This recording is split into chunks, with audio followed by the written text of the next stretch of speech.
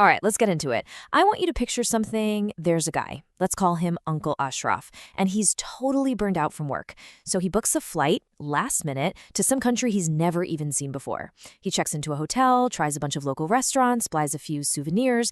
Now, to you and me, he's just a tourist, right? But to that country's economy, he is so much more. And that quote right there really hits the nail on the head. This is the big idea we're digging into today. A tourist isn't just some person on a holiday. No way. They are a living, breathing economic event, a catalyst for growth that moves. Every single dollar they spend kicks off this incredible chain reaction. So today, we're going to unpack this massive and a lot of times invisible economic engine that we call global tourism. And when I say massive, I really mean it. Just to get your head around the scale here, the global tourism and travel industry pumped a mind-boggling $11 trillion into the world's GDP just last year. To put that in perspective, that's bigger than the entire economies of Japan and Germany combined. Wow. But it's not just about the money, right? It's about people. This industry supports 357 million jobs all over the world. Just let that sink in for a second. That means roughly 1 out of every 10 jobs on this entire planet is tied in some way to tourism. Okay, so we've got these huge, almost unbelievable numbers. But how? How does it actually work?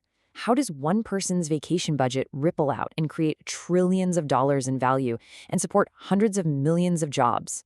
Well, it all comes down to this really cool economic principle. So yeah, let's ask that question directly. It's pretty easy to see the first step, you know? A tourist pays a hotel bill, buys dinner. That's direct spending. But the real magic, the secret sauce of the tourism economy, is what happens next. Economists have a name for it, of course. They call it the multiplier effect. And the idea is actually pretty simple. That single dollar a tourist spends doesn't just die in the hotel's cash register. Nope, it goes on a journey, changing hands over and over and over again, and creating new value at every single stop. Let's just walk through a simple example. Imagine a new hotel is being built. Okay, step 1. Even before a single tourist shows up, construction workers are getting paid, and factories are selling cement and furniture. Step 2, the hotel opens. Now it's a huge customer for local farmers, textile mills, and all kinds of suppliers. Then comes step 3, the employees. Everyone from the manager to the cleaning crew get their paychecks and spend them at their own local shops and restaurants, which supports even more businesses.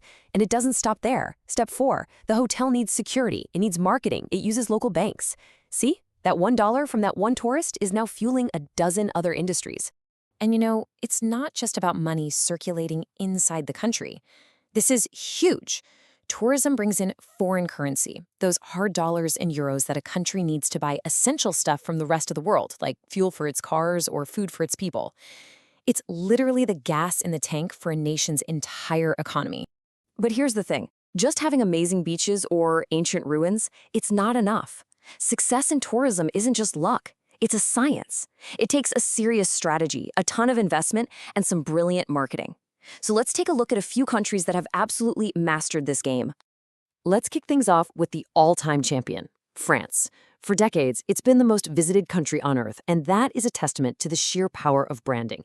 See, France doesn't just sell you a ticket to see the Eiffel Tower. They sell you an entire experience.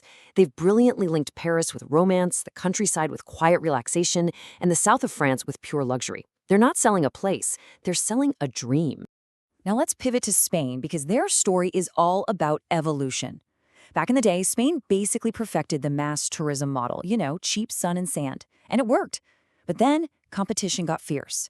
So what did they do? They adapted. They started showcasing their other incredible assets, the culture in Madrid, the wild architecture of Barcelona, the deep history of Andalusia. They totally evolved their brand. Okay, now hold on. Look at this, because this is fascinating. France gets more tourists, but Spain makes nearly double the money. How is that even possible? Well, it teaches us a really important lesson. Just counting the number of people coming in isn't the whole story. The type of tourist, how long they stick around, and what they spend their money on, that's just as important, maybe even more so. And then you've got Turkey, which has become a total powerhouse, using a completely different playbook. First, they market their unique position as the bridge between East and West. Second, they offer amazing experiences at prices that are way more competitive than the rest of Europe. And third, and this is genius, they've used their soft power, these globally popular Turkish TV dramas as one of the best and basically free marketing campaigns in history. So all of this global success has not gone unnoticed. It has inspired this new wave of competition. And right now, nowhere is that race hotter than in the Arab world. We're seeing nations leverage their own incredible cultures and natural wonders to grab a piece of this multi-trillion-dollar pie. And leading the charge is Saudi Arabia. As a huge part of its Vision 2030 plan to diversify its economy away from oil, it is making one of the biggest bets on tourism in modern history. I mean, we're talking about giga projects on a scale the world has literally never seen. From insane ultra-luxury eco resorts on the Red Sea to turning the ancient site of Al Ula into the world's largest living museum. This isn't just about building a few hotels. It's about building an entire tourism world from the ground up. But honestly, all those incredible projects wouldn't mean a thing without this one crucial change.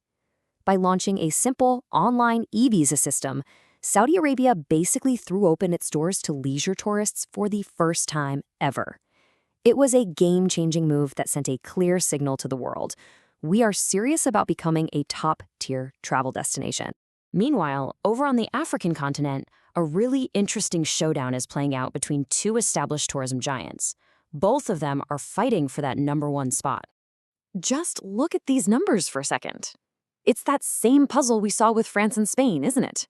Morocco did a fantastic job attracting more visitors, becoming Africa's most visited country for the first time. But Egypt, with fewer tourists, somehow earned over $2 billion more in revenue. What is going on here? Well, here's the answer. On average, every tourist who visits Egypt spends about $200 more than one who visits Morocco. And that's probably because Egypt's main attractions, things like Nile cruises and Red Sea resorts, naturally encourage people to stay longer. It's such a powerful reminder that success isn't just about counting heads at the airport. It's about maximizing the value from every single visitor. So when you put all of this together, the multiplier effect, the smart branding, the intense global competition, it becomes crystal clear why so many countries are betting their economic futures on tourism. It's not just another industry. It's something fundamentally different and maybe more sustainable. It's because tourism has these 4 unique superpowers.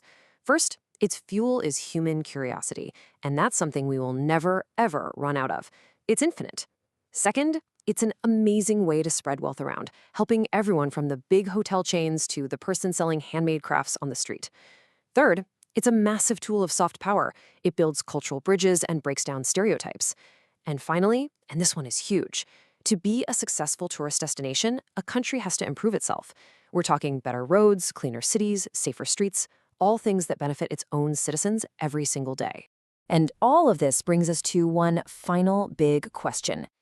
In this high-stakes global race for tourist dollars, with the old champs having to innovate and these ambitious newcomers spending billions, which nation do you think will be the next surprise success story? The next dark horse to totally master the science of tourism? It's a question that economists, investors, and world leaders are all trying to figure out right now.